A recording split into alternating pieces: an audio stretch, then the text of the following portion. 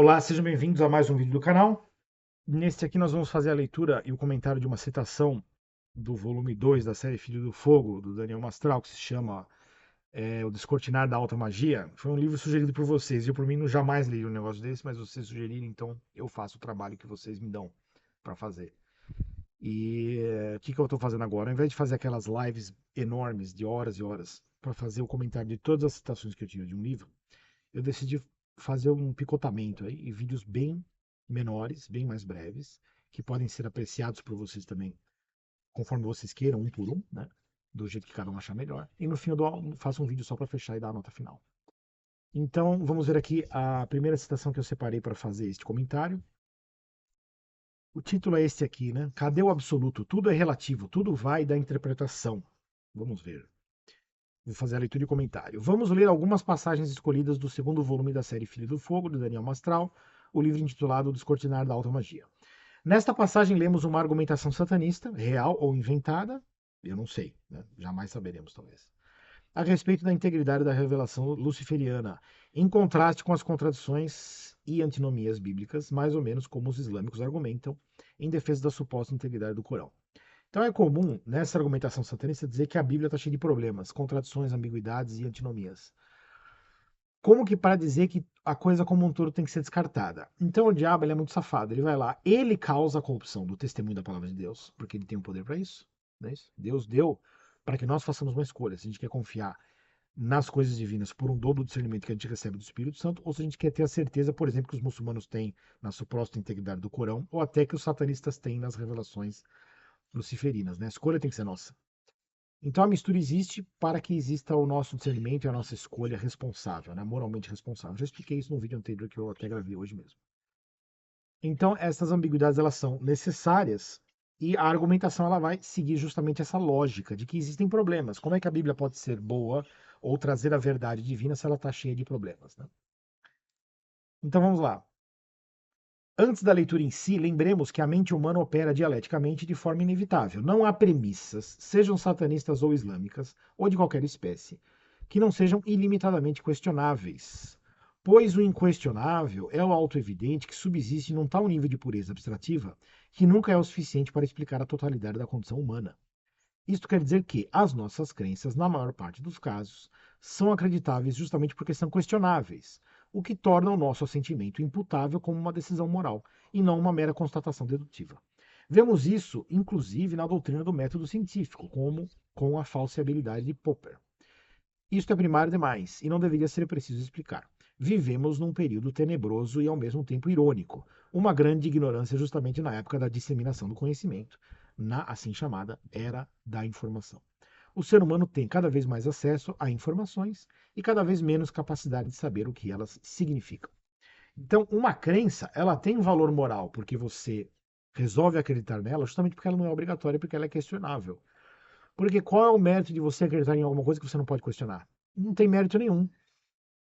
Se eu falo para você que 2 mais 2 é igual a 4, qual é o seu mérito de acreditar nisso? Nenhum. Você já entendeu que 2 mais 2 é igual a 4. Você não tem mérito nenhum.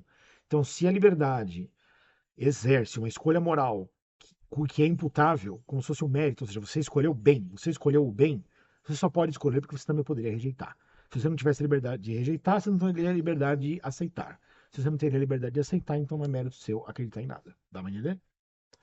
Continuando. Para ficar claro, o ponto cego da argumentação abaixo é a própria arbitrariedade da aceitação das premissas da revelação, entre aspas, satanista, como se fossem autoevidentes, quando obviamente não são. Um estudante primário de lógica deveria ser capaz de compreender isso em menos de 5 minutos. Ou seja, aqui ele vai fazer toda uma argumentação dizendo: olha, o satanismo é claro, a doutrina de Lúcifer é muito clara, está tudo bem alinhadinho, não é que nem essa bagunça da Bíblia.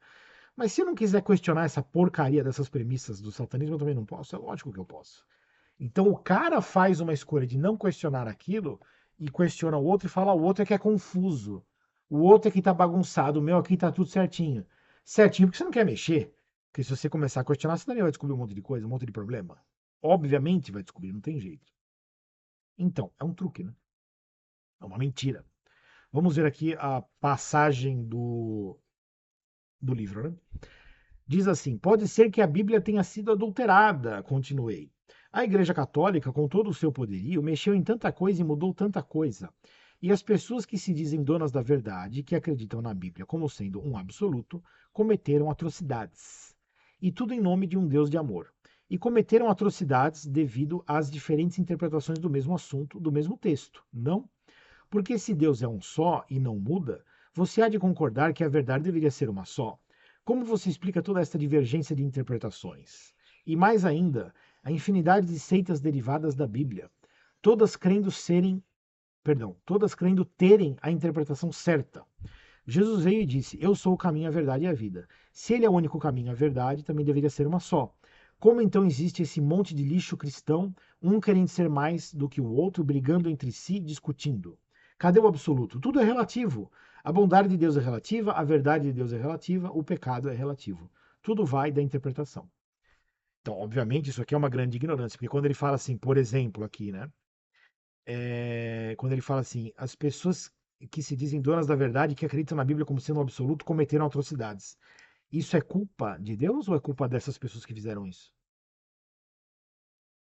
Ah, as pessoas fazem interpretações da Bíblia e fazem coisas horrorosas, praticam injustiças e crimes horrorosos. Isso é culpa de quê? De Deus? Ou é delas que fazem isso porque elas querem? É muito claro se você para prestar atenção, né? Mas vamos em frente. Como é que uma pessoa minimamente sagaz não se perguntaria se a suposta adulteração da Bíblia não tivesse se dado justamente em favor de uma manipulação satanista? Como é que se poderia dispensar o mal feito em nome de Deus e da Bíblia como uma ação justamente demoníaca de usurpação e mentira? Ou seja, se esse pessoal é tão esperto questionando, né, a integridade do testemunho bíblico, por que não se questiona essas hipóteses bem simples que eu estou colocando aqui? Não se questiona porque não quer, porque não é conveniente. O ser humano mente, ele é mentiroso. Para confirmar aquilo que ele quer acreditar, ele distorce as coisas para que façam sentido dentro da sua crença. Não denunciou Jesus ao diabo como o pai da mentira e mentiroso desde o princípio? Também não denunciou a manipulação e adulteração do testemunho da palavra ao ponto de chamar aqueles religiosos que o perseguiram de filhos do diabo? E mais ainda, não disse ele que, mesmo no futuro, os verdadeiros cristãos seriam perseguidos por aqueles que acreditariam estarem fazendo a obra de Deus? Sendo assim, é evidente que esta argumentação é um jogo rasteiro que só pode confundir os ignorantes.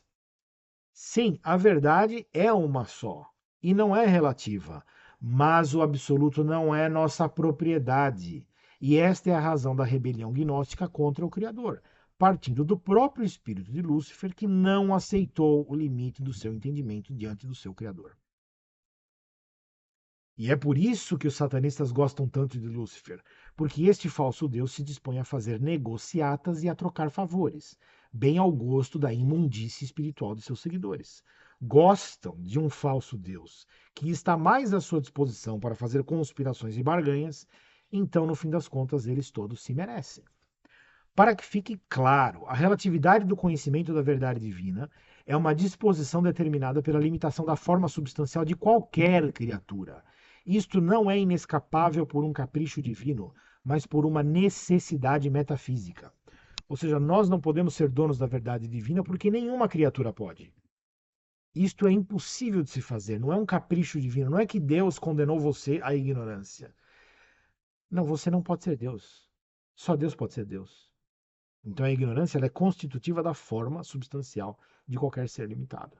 Ou você aceita que as coisas são assim e que na verdade o bem próprio seu ele é realizado através dessa própria forma substancial limitada de ser, ou então você vai se rebelar por não ser Deus. E é problema seu, né? Mas é uma escolha burra, é isso que tem que ficar claro, né? Só se pode aproximar da santidade divina quem oferece a pureza da confiança do seu próprio amor. O desejo de domínio gnóstico, por sua vez, só pode possuir a falsidade do vazio dos ídolos e a mentira dos demônios como falsos deuses. Então, prestem bem atenção nessa frase para encerrar. Ó. Só se pode aproximar da santidade divina quem oferece a pureza da confiança do seu próprio amor. Então, o que o ser humano pode fazer para se aproximar de Deus? Amar a Deus, confiar nele, confiar que ele é bom e que o amor dele é para sempre e que ele tem a salvação para nós. Essa é a coisa mais pura que você pode praticar diante de Deus. Confiar nele. Confiar que ele é bom, confiar no amor dele. Não tem nada que é tão puro quanto isso. Se você acha que alguma forma de entendimento vai alcançar um nível de pureza do amor, então você está apenas perdendo o seu tempo e não vai conseguir atingir as maiores alegrias da vida espiritual diante de Deus, que estão justamente na vida, na presença, né? Como um filho que vive na presença do Pai e confia nele. E tem alegria de confiar no Pai. Tá bom? É isso. Qualquer dúvida é só escrever nos comentários. Muito obrigado a todos e até a próxima, se Deus quiser. Tchau, tchau.